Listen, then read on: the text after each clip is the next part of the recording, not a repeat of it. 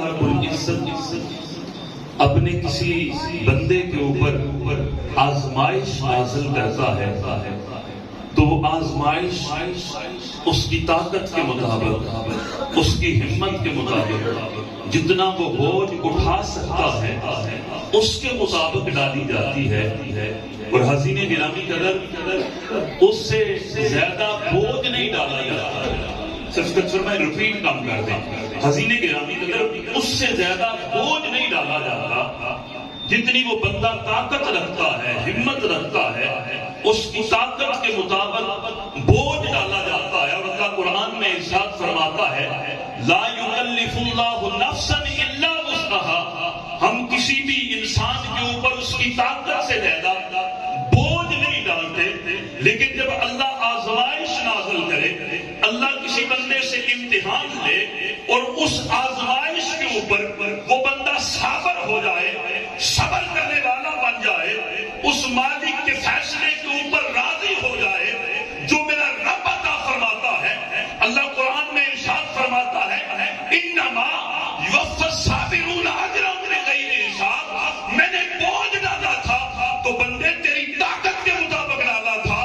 اس کے اوپر تو صابر ہو گیا، جو تجھے اجر عطا فرماؤں گا بغیر حساب کے عطا،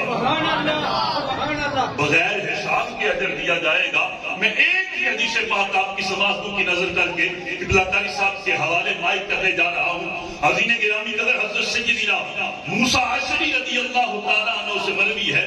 اللہ کے رسول صلی اللہ علیہ وسلم نے ارشاد فرمایا کہ جب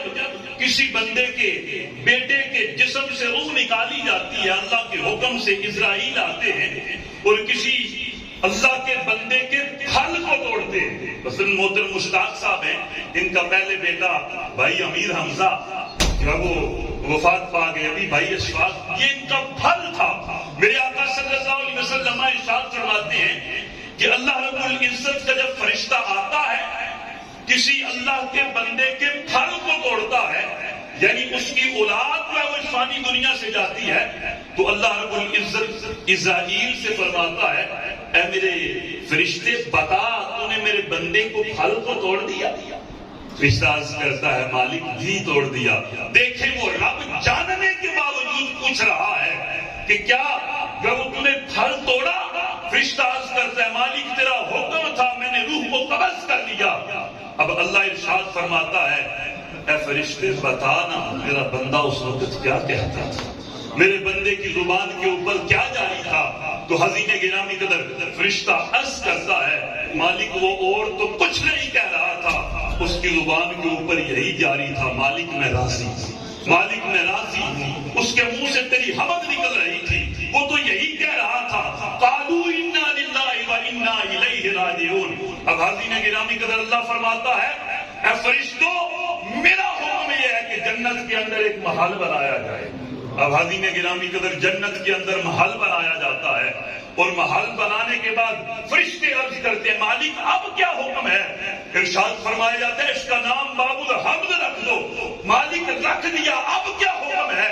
تو حزین گرامی قدر اللہ رب العزت ارشاد فرماتا ہے یہ جو باب الحمد ہے نا، یہ جو گھر تیار کیا گیا ہے یہ اس بندے کے لیے ہے جس سے میں نے اس کا پھل چھینا اور وہ دنیا کے اوپر میری حمد کر رہا تھا، میری ثنا کر رہا تھا، میری تعریف کر رہا تھا۔ اور پھر آقا صلی اللہ علیہ وسلم کے غلاموں حضرت انس فرماتے ہیں کہ اللہ کے رسول نے ارشاد فرمایا جن لوگوں کے اوپر دنیا میں امتحان آئیں گے، کل حشر والے دن اللہ جب انہیں اجر عطا فرمائے گا، ثواب عطا فرمائے گا، تو جن لوگوں کے اوپر امتحان نہیں آئے ہوں گے وہ اس بات کی آرزو کریں گے کہ کاش دنیا کے اوپر رہتے ہوئے ہماری کھالیں کینچیوں کے ساتھ کاٹ دی جاتی، اور یہ جو اجر انہیں دیا جا رہا ہے یہ اجر ہمیں بھی مل جاتا۔